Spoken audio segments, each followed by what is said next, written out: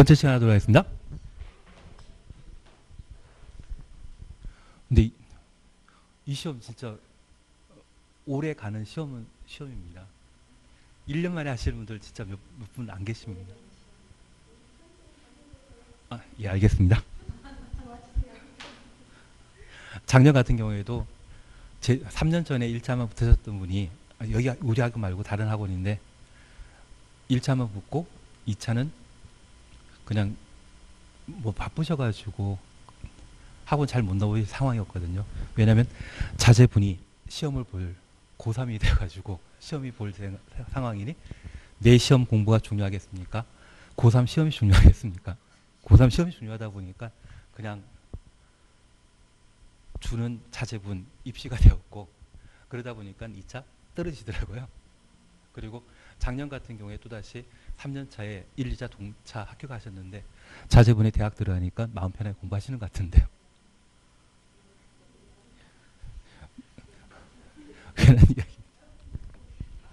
그냥 하도록 하겠습니다. 하여튼 지금 실력으로만 쭉 하시면 붙는 건 문제 없으실 것 같은데요. 예, 그래서 꼭 건축법 주택법만큼은 진도 나은 만큼 기출문제 한번 풀어보시면서 내가 뭘 풀 수 있는지 못 푸는지 한번 가늠해 보시는 게 필요하시고 건축주택법 다 끝나시고 나면 국토계획법 혼자 한번 쭉 풀어보시는 게 좀 필요하실 것 같습니다. 예, 이번 시간에는 129페이지 니은번 내진 성능 확인 차시였죠. 예전은 지진 발생했을 때 가끔 시험에 출제됩니다. 우선 갑은 보게 되면 지방자치단체장은 허가 등을 하는 때 내진 성능 확보 여부 확인해야 한다. 그래서 허가권자가 지방자치단체장이죠. 건축물에 대한 내진 설계가 확보되어 있는지 확인하는 자는 지방자치단체장이라는 것 확인해 놓으시고 나번은 국토교통부 장관 추천 놓으시고 한 줄 밑에 내진 등급 추천 놓습니다. 설정해야 한다. 그래서 여기 내진 등급은 우리가 냉장고를 보게 되면 에너지 효율 등급 표시되어 있지 않습니까? 그런 등급제를 말하는 것으로 전국에 동일한 기준이 적용돼야 됩니다. 내진 등급 설정할 수 있는 자는 국장, 전국을 관할하는 국장이 할 수 있다는 것 정도 살펴놓습니다. 그리고 답은입니다. 다음 갖고 어느 하나에 해당되는 건축물을 건축하고자 하는 자는 사용 승인 받은 즉시 가로 해놓습니다. 내진 능력을 공개해야 한다. 진도 3에도 버틴다. 진도 5에도 버틴다.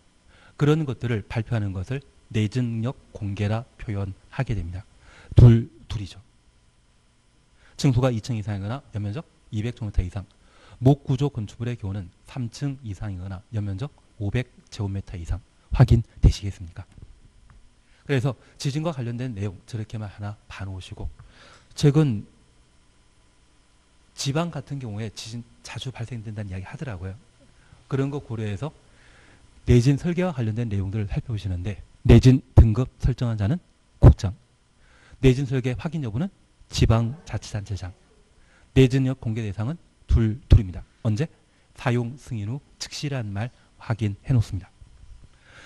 리얼본 건축구조기술사 협력과 관련된 사항인데 얘가 개정되었는데 아직 시험에 안 나왔었거든요. 한번 눈에만 익혀놓습니다. 우리 1번에 6층 이상의 건축물과 5번에 3층 이상의 필로티 형태의 건축물 찾으셨죠. 여기 필로티는 벽 없이 기둥으로 특정 부분이 구성되어 있는 것을 말하는데 3층 이상의 필로티 형태라고 하면 구조기술사의 협력받아 내진 설계, 건축 안전 여부를 확인하도록 되어 있습니다. 잠깐 확인해 주십니다. 다음 어느 하나에 해당되는 건축물의 설계자는 설계자 추천 없습니다. 해당 건축물에 대한 구조 안전 확인하는 경우 건축 구조기사의 협력 받아야 된다. 그러면 주는 설계자이고요. 종이 건축 구조 기술사입니다. 그래서 우리 간호사와 조무사라는 관계를 들어본 적 있으실 겁니다. 조무사 역할을 하는 것이 건축 구조 기술사이고 이들이 주체가 되는 거 아닙니다. 그런데 우리 기술사와 건축사를 비교하게 되면 누가 부조 전문가이겠습니까? 기술사인데 저 기술사가 전국에 200명 정도라고 하면 건축사인 설계자가 한 5만 명 정도이거든요. 표는 다수를 위해 움직이지 되지 않겠습니까? 그래서 주체는 누구이다?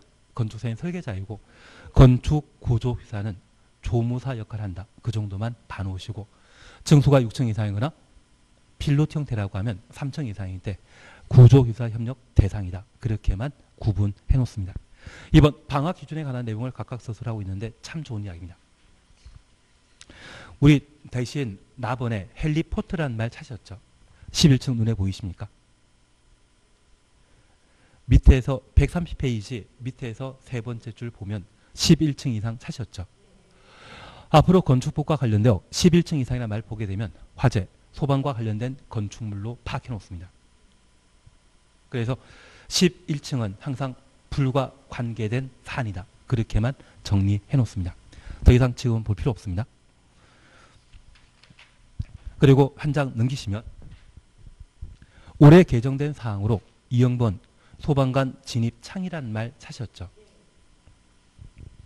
동그라미 4번입니다. 건축물의 11층 이하층에는 11층 이하층 가로 해놓습니다. 추천놓습니다. 소방관이 진입할 수 있는 창을 설치하고 표시해야 한다. 다만 다음 어느 하나에 해당되는 아파트는 제외한다. 아파트 제외 추천놓습니다. 1번 대피 공간을 설치한 아파트, 그리고 2번 비상용 승강기 설치한 아파트는 소방관 진입창 표시 대상에서 제외시킵니다. 여기 비상용 승강장은 우리가 이용하는 승강기는 승용 승강기이시고요. 반면 비상용 승강기는 각종 방화문을 열고 엘리베이터를 이용하게 되면 그게 비상용 승강기거든요.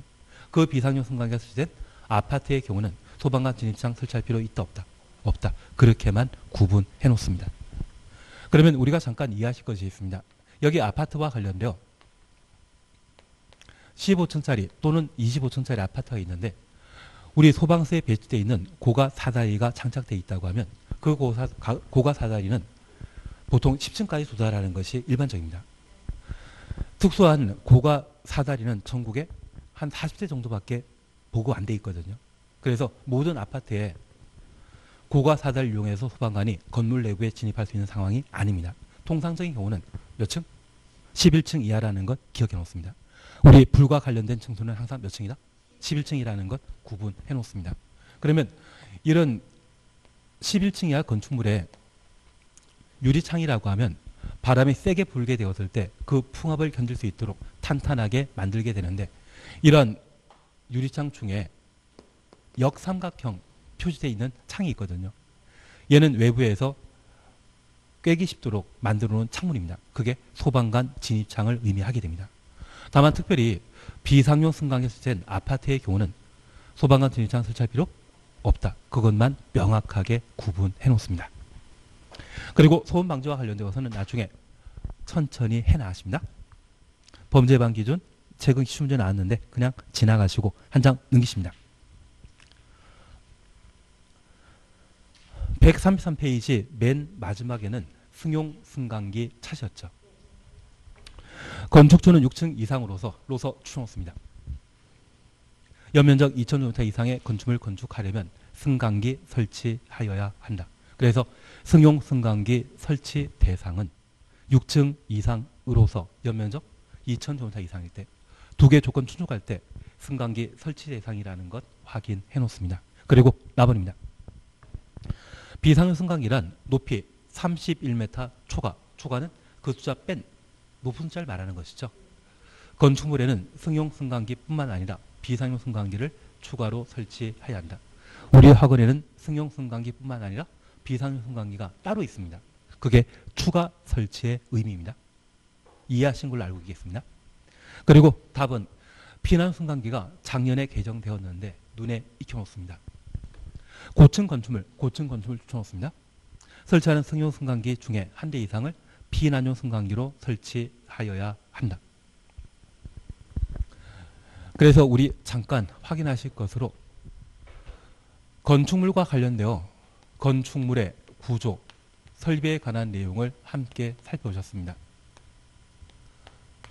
건축물 안전과 관련되어서는 구조 안전에 관한 사항과 지진에 대한 안전,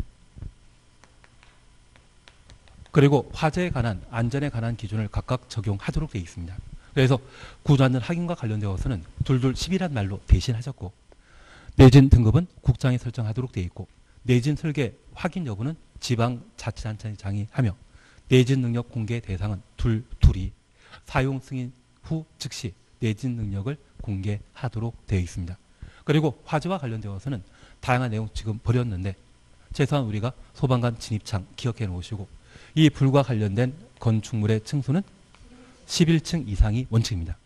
그리고 연 면적 나오면 불 1000으로 기억합니다. 연 면적 1000, 바다 면적 1000제곱미터 이상이라면 저 1000 나오면 불과 관련된 건축물로 파악해 놓습니다. 그래서 우리 얘를 불 하자를 하지 말고 시험 볼 때까지 불 1000으로 기억하시면 11층 이상이거나 1000제곱미터 나오게 되면 불과 관계된 건축물로 판단하시는 게 필요합니다. 그중에 최근 개정된 소방 진입창 꼭 살펴놔야 됩니다. 그리고 두 번째, 기능에 관한 사항과 그리고 미관에 관한 내용을 건축법에서 각각 다루게 되는데, 여기 기능과 관련되어서는 최근 낼 거 다 냈거든요. 최근에 범죄 예방 기준과 관련된 사항으로 CCTV 설치 예상에 관한 내용, 그리고 층간 소음 방지를 위한 경계벽, 바닥 설치에 관한 내용을 시험에 출제한 적이 있습니다. 그래서 저 기능과 관련된 사항에 대해서 낼 것 다 냈는데, 올해 우리가 봐주실 것이 바로 승강기입니다. 현재 승강기는 승용 승강기와 비상용 승강기, 그리고 이 비상용 승강기와 성능이 같은 피난용 승강기를 최근 건축법 개정에서 새로 신설해 놓게 되었습니다. 여기 승용 승강기와 비상용 승강기는 뭐가 월등히 성능 좋다? 비상용 승강기가 월등히 성능 좋은 것으로 파악해 놓습니다.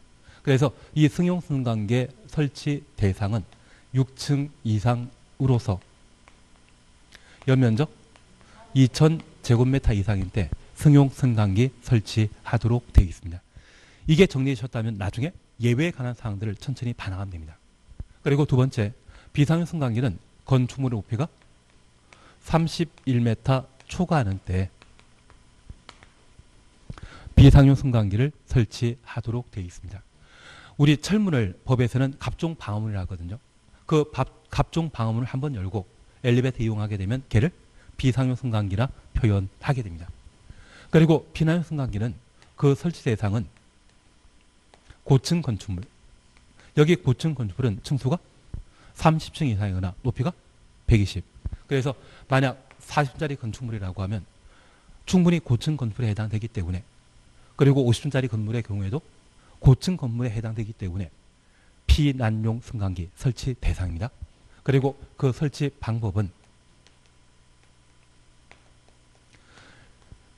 비상용 승강기를 피난용 승강기로 만드는 것입니까? 승용 승강기를 피난용 승강기로 만드는 것입니까? 승용 승강기. 성능 같은 비상용 승강기를 피난용 승강기로 만들 필요 없습니다. 승용 승강기를 피난용 승강기로 만든다라는 것 구분해 놓습니다. 그리고 이 피난용 승강기는 몇 글자입니까? 6글자이기 때문에 그 승강장의 면적은 6제곱미터인데, 우리가 비상용 엘리베이터 이용하고자 한다면 문 열었을 때 공간 있지 않습니까? 그런 공간을 승강장이라 표현하고, 그 승강장의 면적은 최소 얼마이다? 6제곱미터. 그래서 비상용 승강기획은 피난용 승강기획은 문을 열게 되었을 때, 철문 열게 되었을 때 공간 있지 않습니까? 그 공간 승강장 면적이라는데, 그 승강장의 면적은 각각 6글자이기 때문에 6제곱미터 이상으로 한다. 그 정도만 봐놓습니다. 그래서 승강기와 관련된 사항 그렇게는 하나 정리해 줘야 됩니다. 양가로 2번 높이 제한 함께 보십니다. 1번 가로 부역 차셨죠. 허가권자는 가로 구역 단위로 대통령령이 정하는 바에 따라 건축의 높이를 지정 공고할 수 있다. 그리고 박스 속에 2번, 3번 묶어놓습니다. 끝에 도로 너비 추천놓습니다. 그리고 3번 간선 시설의 수용 능력 추천놓습니다. 이러한 것 기준으로 가로 구역의 높이를 지정 공고할 수 있습니다. 그러면 우리 이렇게 잠깐 이해해 놓습니다. 도로 주변에 심어진 나무를 우리는 가로수라 표현합니다. 그래서 도로가 가로이거든요. 그래서 서울 같은 경우는 종로 1가 2가 3가라는 말이 있는데, 그 도로 형태는 동도로 뻗어 있기 때문에 도로 가짜이고요. 세종로라는 말 들어보신 적 있다고 하면 그 세종로는 도로 형태가 남북으로 형성되어 있거든요. 그래서 한자로 가짜와 로자는 도로 형태가 동서인지 남북인지를 의미하는 겁니다. 그러면 건물 건축한 대지는 통상 한쪽 면만 도로에 2m 이상 접하면 건물 건축할 수 있는 대지인데 이 대지가 사방 모두 도로에 둘러싸인 경우가 있습니다. 그리고 이 대지를 한 필지로 한 사람이 소유하는 경우도 있지만 여러 필지로 토지 소유자가 여러 존재하는 경우가 있거든요. 얘들도 가로 구역입니다. 다만 이런 가로 구역의 경우는 대지에 드나들 수 있는 통로가 많기 때문에 효용 가치가 높은 땅이고 이곳에는 높은 건물 건축하는 것이 합리적이거든요. 그래서 그 가로 구역의 높이를 결정하게 되면 허가권자가 높이를 지정할 수 있다는 것 파악해 놓습니다. 그런데 이쪽 도로가 폭 25m 도로이고 이쪽 도로가 4m 도로라고 하면 이런 도로 너비를 가지고 있을 때 이곳에 지나치게 높은 건물 건축하게 되면 유동인구 감당할 수 없죠. 그래서 도로 너비에 따라 가로 구역의 높이를 달리 정할 수 있는 겁니다. 그리고 하나 이해해 주실 것이 있습니다.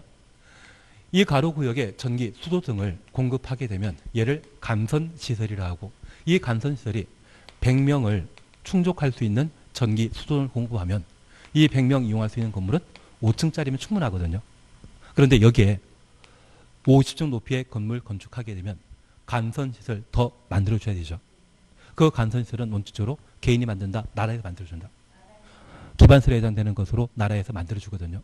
그러면 이 가로의 높이를 결정함에 있어서 지나친 간선시설의 설치를 나라에서 부담하게 되면 개인의 재산권이 높아지지 않겠습니까? 돈벌이 해주는 일이거든요. 그런 것은 해서는 안 되기 때문에 현재 확보되어 있는 간선시설의 수용능력 고려하여 적정한 높이의 건물을 건축할 수 있도록 지정하게 되는 겁니다. 추신 이해하시겠습니까?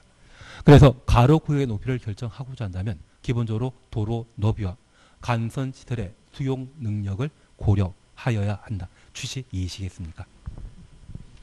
그리고 리언번 절차 찾으셨죠? 허가권자는 가로구역별 건축물의 높이를 지정하려면 지방건축위원회 심의 거쳐야 된다. 지방건축위원회 심의 가로 해놓습니다. 그리고 납은 특별시장 광역시장 가로 해놓습니다. 한줄 밑에 조례 추천했습니다. 그러면 우리 두 번째 함께 봐주시는 것으로서 구조 설비와 관련된 사항은 난 많이 한다, 적게 한다. 이거 다 하시면 내 실력은 건축사 수준입니다. 양 엄청 방대하거든요. 그리고 얘가 우리 시험에 어렵게 나오면 2문제 나오고요. 쉽게 나오면 하나 나옵니다. 올해는 어렵게 나올 해이겠습니까? 쉽게 나올 해이겠습니까? 항상 어렵습니다.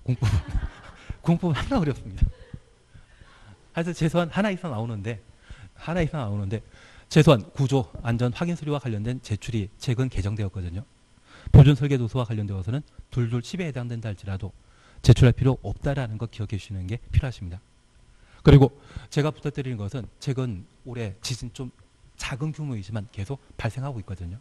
내진과 관련된 내용 정리해 주시고 11층과 그리고 불천이란 말 기억하시면서 얘는 화재와 관계된 사항으로 파악하셨고 올해 개정된 소방관 진입창에 관한 내용을 보시면서 예외에 관한 사항들을 꼭 정리하시는 게 필요합니다. 설비와 관련되어서는 뭐 보죠?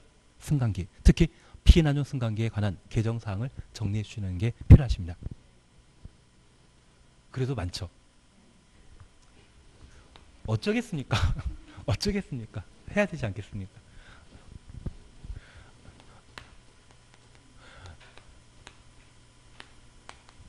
그리고 건축물과 관련된 높이 제한에 관한 내용을 함께 보십니다.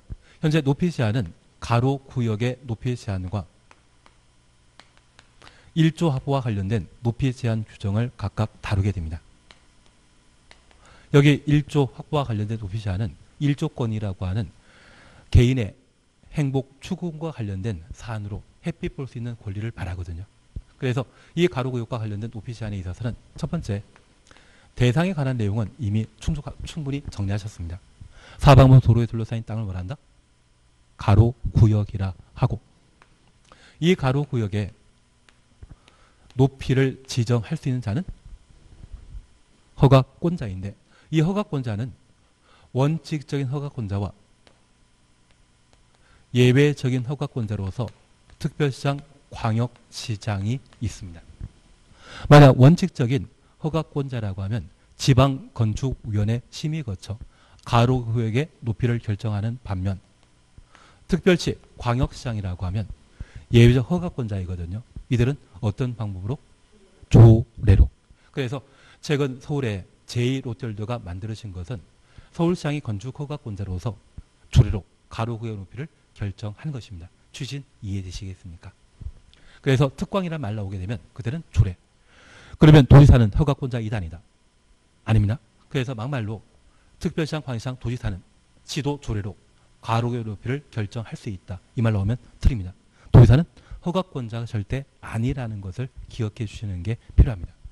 그리고 이런 절차에 따라 가로구역 높이를 결정하게 되면 그 높이 기준과 관련되어서는 이미 보셨습니다. 간선시설의 수용 능력, 도로 너비를 고려한다라는 것 확인해 놓습니다. 그리고 나는 제2롯데월드 가본 적 있다? 시험 끝나시면 가실 거죠. 가야 제가 거짓말하더라도 믿을 수 있는데 나중에 제가 거짓말하는지 확인해 보시는데 제1롯데월드가 만들어져 있다면 얘는 가로구역입니다. 이 제1롯데월드의 경우에는 123층짜리 제1롯데월드 하나 있고요. 그 옆에 한 8층짜리 10층짜리 또 롯데월드 관련된 건물이 있거든요. 그래서 같은 가로구역이라 할지라도 건물 높이는 모두 같다? 다를 수도 있다. 다를 수도 있다. 같게 할 수도 있고 다르게 할 수 있다. 그렇게 기억하십니다. 그래서 가로구역의 높이 기준과 관련되어서는 같게 하거나 다르게 할 수 있다. 동일한 가로구역의 건물 높이는 같아야 한다. 달라야 한다. 강행 규정에 무조건 틀린 거고요. 다르게 정할 수 있다. 같게도 할 수 있고 다르게도 할 수 있다. 그렇게만 구분해 놓습니다. 여기까지 보시는 게 가로구역과 관련된 우리 보실 이야기입니다. 이제 일조합과 관련된 높이 제한 규정을 함께 살펴보시는데 우리 교재 찾으셨죠? 기억 함께 보십니다. 전용 주거지역이나 일반 주거지역 가로 해놓습니다.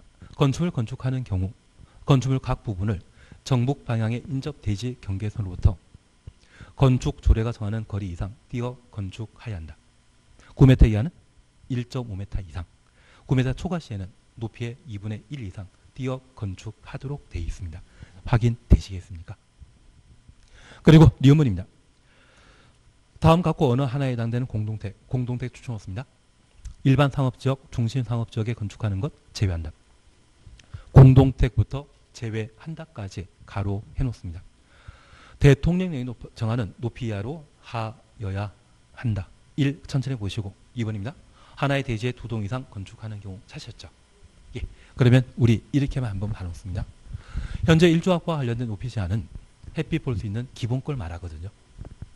그러면 이 제도가 적용되는 장소, 지역은 전용 주거지역과 일반 주거지역에서만 적용하게 됩니다.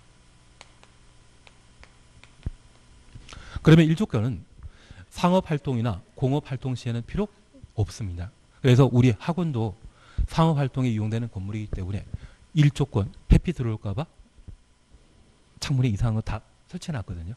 그래서 저 1조합과 관련된 높이 제한 규정은 적용되는 용도지역은 어디에만? 전용주거, 일반 주거지역. 준주거지역은 적용한다, 안 한다? 안 한다. 준주거지역은 주거활동보다는 상업활동을 좀 더 주로 하는 곳이 준주거지역으로서 1조합에 관한 높이 제한 규정이 적용되지 않습니다. 전용주거지역과 일반 주거지역만.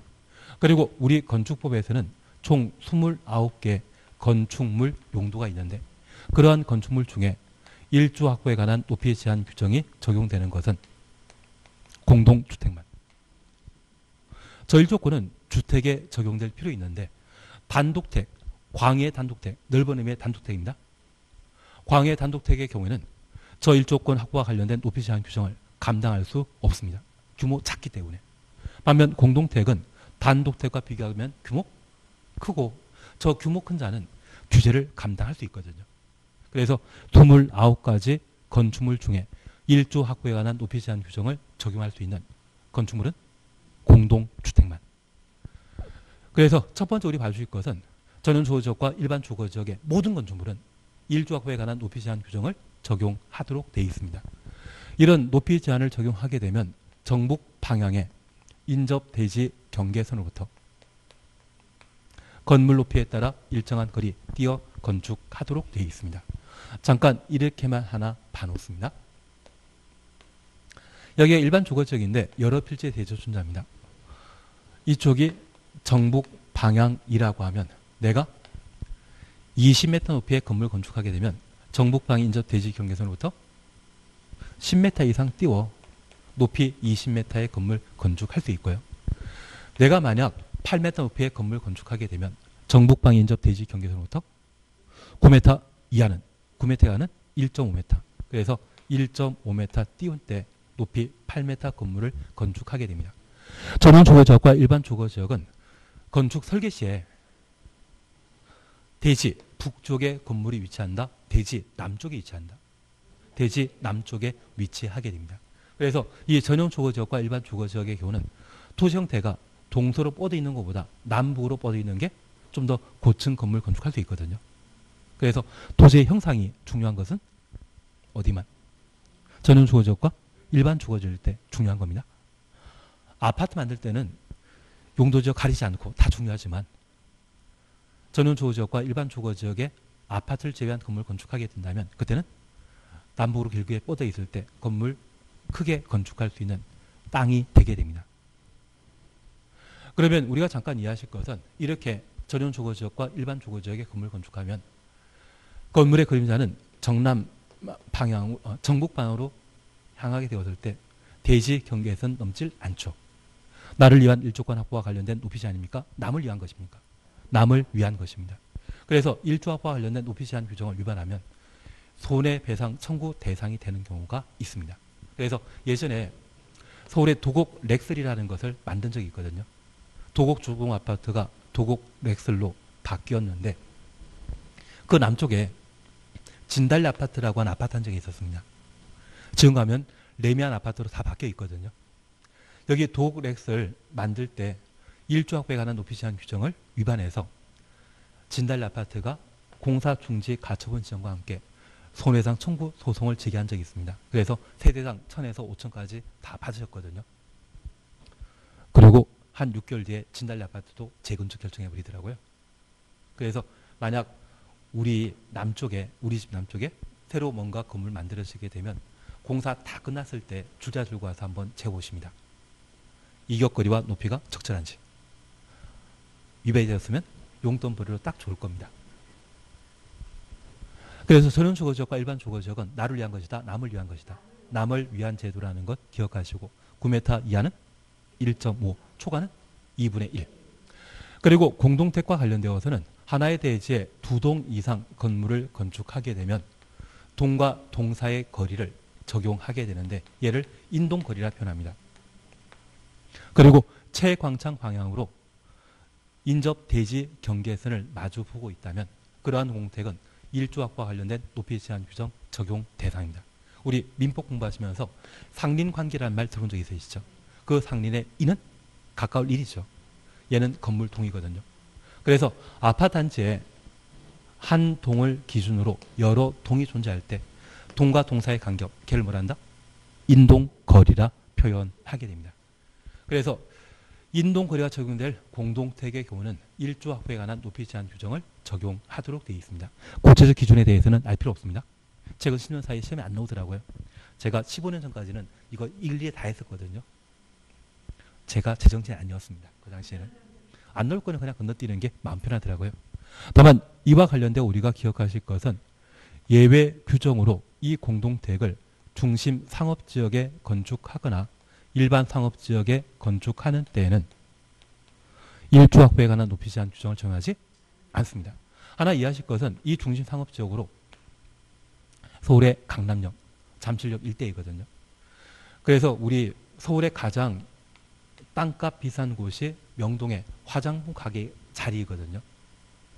아마 공시가가 지금 6억 정도라고 하는데 실거래 가격은 4년 5년 전쯤에 9억에 거래되었을 겁니다. 그냥 넘어가도 그게 아파트 가격 하나가 아니라 그냥 땅 한 평 가격입니다.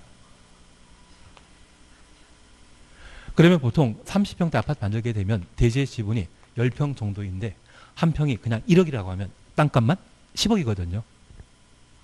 이런 곳에 아파트 만들게 되면 분양 가격이 지나치게 높아질 수 있지 않겠습니까? 그래서 그 위치가 어디? 중심상업지역과 일반 상업지역의 경우는 1조 확보에 관한 높이 제한 규정을 적용하지 않습니다. 보통 아파트를 만들게 되면 동과 동 사이의 거리를 측정하게 되었을 때 아파트 높이가 50m라고 하면 25m 이상 뛰어 아파트 만들도 되어 있습니다. 만약 15년 전이라고 하면 15년 전이라면 아파트 높이만큼 뛰어 건축하도록 되어 있었거든요. 최근 7, 8년 사이에 높이에 얼마? 2분의 1 뛰어 건축하도록 되어 있습니다. 다만 이곳이 중심상업지역과 일반 상업지역이라면 이곳에 20원대 띄우는 것이 아니라 또 한 동 만들 수 있죠. 그러면 대지의 지분은 10평이 아니라 4평, 3평으로 낮게 책정될 수 있는데 아파트 크기는 똑같지 않습니까? 분양 가격 안정시킬 수 있지 않겠습니까? 그래서 이번에 우리 알고 있는 용산 정비창, 원래 서울 박원순 시장은 5,000세대 만들기로 했는데 최근에 정부에서 발표하기에 8,000세대 만든다더라고요. 그게 로또이다, 로또 아니다. 다 알고 있는데 여건이 안 돼서 못 가시는 거죠.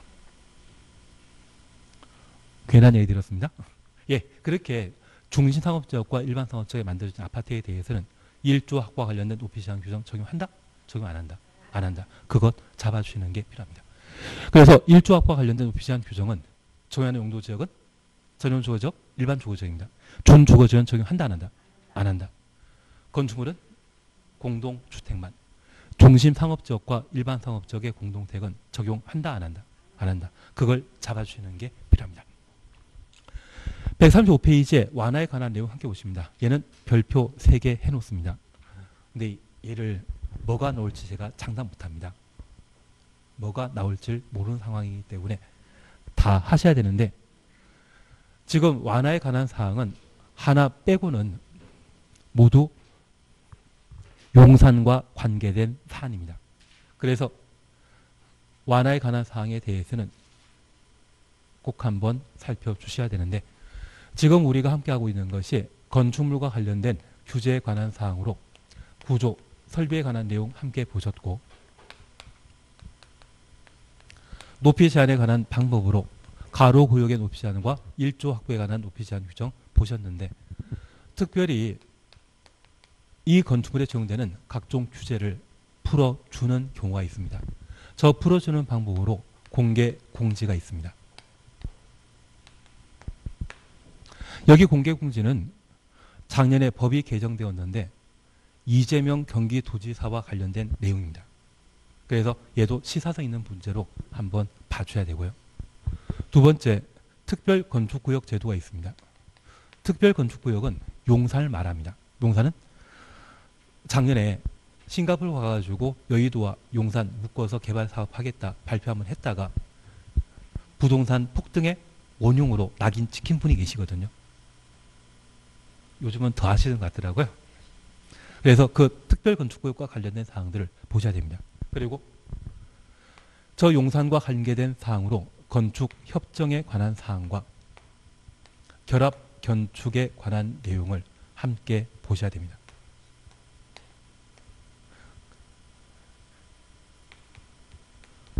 그래서 완화와 관련되어 저 4가지를 모두 정리하셔야 되거든요. 그중에 우리 공개 공지부터 함께 살펴보십니다. 1번, 다음에 해당되는 건축의 대지에는 공개 공지 설치하여야 한다. 이 경우 공개 공지 등은 필로티 구조로 설치할 수 있다. 한 장 넘기십니다. 대상 용도 지역과 대상 건축물을 각각 확인하실 수 있을 겁니다. 1번 일반 주거지역과 준주거지역, 2번 3번 상업지역과 준공업지역. 그래서 1준, 상준이란 말로 기억해 놓습니다. 그냥 준자 돌리면 생각하시면 1준, 상준. 일반 주거지역과 준주거지역, 상업지역과 준공업지역. 4번입니다. 시군 구청장이 도시화 가능성이 크다 인정하거나 노후산업단 정비, 노후산업단 정비 가로 해놓습니다. 그래서 첫 번째, 공개 공지 확보 대상과 관련되어 정리해 주셔야 되는데 우리 이렇게 잠깐 이해해 주십니다. 대한민국의 공개 공지는 공원과 같은 역할을 하는 곳입니다. 그래서 우리가 백화점이나 대형 쇼핑몰 방문하시게 되면 건물에 딸려있는 파고라 시설 보신 적 있죠? 그 파고라 시설이 바로 공개 공지입니다. 그래서 이 공개 공지는 건축물에 딸린 부속 공원을 공개 공지라 하는데, 대한민국에는 워낙 나라가 가난하다 보니 공원 제대로 만들질 못하고 있거든요. 그래서 이 공원을 대규모 개발 사업 하게 되었을 때 기부 체납받는 것이 일이었습니다. 이번에 서울시에서 큰 결정하셨더라고요. 대한항공 송현동 경복궁 부지 바로 옆에 땅을 서울시에서 공원 만들겠다고 발표했거든요. 그거 진짜 엄청난 일입니다.